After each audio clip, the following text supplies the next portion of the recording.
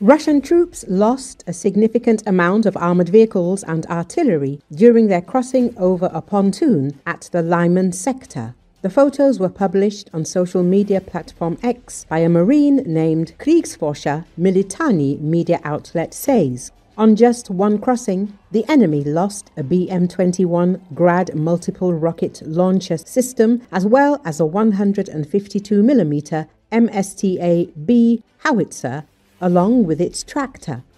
Additionally, the pontoon saw the destruction of a BTR-82A, an all-terrain vehicle, a truck, and an infantry fighting vehicle, or a truck that was towing the Msta-B. Some of the equipment was struck by FPV drones, while the rest was likely hit by barrel artillery, as indicated by the specific craters from the explosions.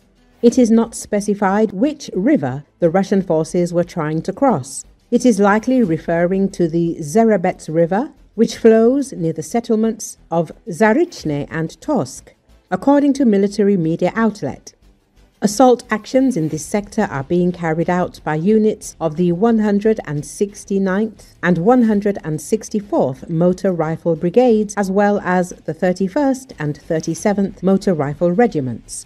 In Lyman, one Ukrainian brigade found an ingenious use for ancient Roman tactics on the current battlefield, combining them with modern warfare elements and technology to sabotage the Russian advance toward Lyman.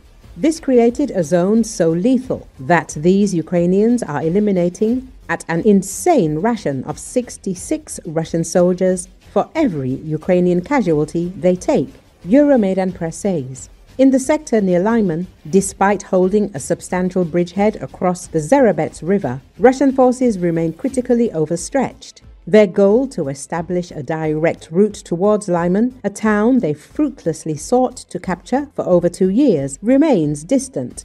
Consequently, Russian commanders have redirected significant effort toward breaching the defensive lines around Torske, hoping to improve their severely limited logistical situation across the Zherebets River. Standing firmly against this intense Russian pressure is Ukraine's battle-hardened 63rd Mechanized Brigade. Exploiting favorable terrain, the brigade has expertly leveraged local geography for defensive advantage. To the north of Torske, large reservoirs limit Russian maneuverability and prevent effective flanking actions, isolating their frontal assaults. South of Torske, expansive forested areas have allowed Ukrainian forces to establish deep fire control zones, creating lethal choke points for attacking Russian infantry and motorbike squads. The results of this skillful Ukrainian defense have been devastating for the Russians. Despite substantially increased assaults, Russian forces face severe shortages of armor, forcing commanders to resort primarily to infantry assaults on motorcycles and ATVs. In response, the 63rd Brigade has perfected a ruthless, cost-effective defensive strategy that has yielded a stunning kill-to-death ratio in their favor. The extraordinary figure indicates that for each Ukrainian soldier lost, Russian forces lose around 66 troops, a devastating statistic demonstrating Ukrainian tactical superiority in the area.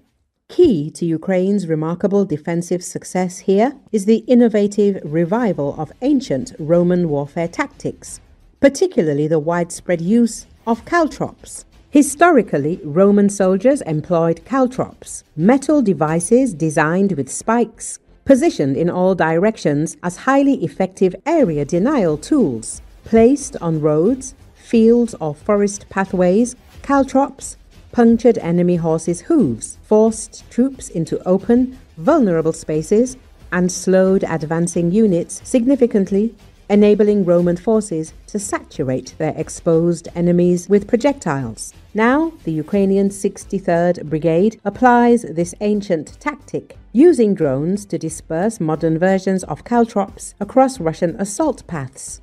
Unlike traditional mines, caltrops are inexpensive, safe to deploy remotely, and difficult to detect through drone surveillance.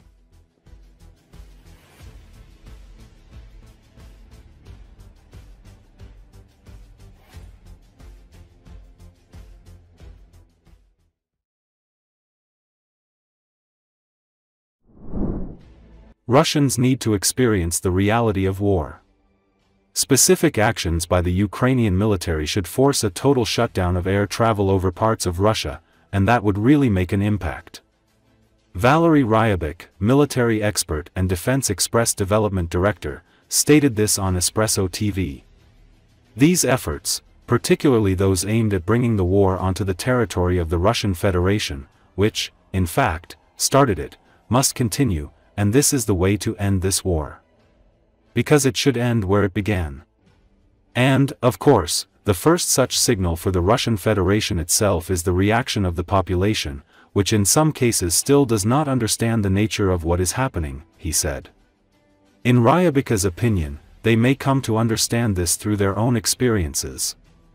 Such strikes, which are now being carried out by our defense forces, primarily include the destruction of the enemy's logistics near the front line, the destruction of the enemy's ability to produce means of warfare deep inside their territory. Also, for example, the destruction of the enemy's hydrocarbon facilities so that they cannot supply their army and receive foreign currency to continue this war, the expert emphasized. He believes that the most important thing is that all these actions lead to a psychological effect. As for what is happening now, the closure of connections at airfields, the introduction of so-called carpet plans, which were implemented in many areas of the Russian Federation over the weekend, such actions should lead to a complete closure of air traffic over a certain part of Russian territory, and this will be effective, Ryabik concluded. Recall, one of Russia's largest companies, Aeroflot, has been hit by a massive cyber attack.